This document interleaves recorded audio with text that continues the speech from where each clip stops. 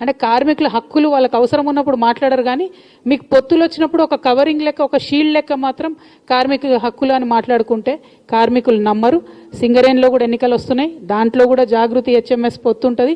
అప్పుడు కూడా మా యొక్క ఏదైతే కార్మికులకు మనం చేసినటువంటి అంశాలు ఉన్నాయో కార్మికుల దయతోని మా పవర్ ఏందో కూడా చూపించే ప్రయత్నం చేస్తామని తెలియజేస్తూ, మరి ఏఏఎఫ్బికి సంబంధించి జోజిరెడ్డి అన్న ఉన్నారు, వారిని మాట్లాడవలసిందిగా కోరుతాను. అందరికీ నమస్కారం.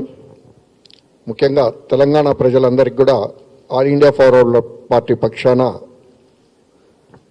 మా పార్టీ జాగృతి పార్టీ రెండు కలిసి ఉద్యమ సంస్థ జాగృతి ఈ రెండు కలిసి కూడా పోటీ చేస్తే ఇంతమందిని గెలిపించడం అనేది చాలా సంతోషం.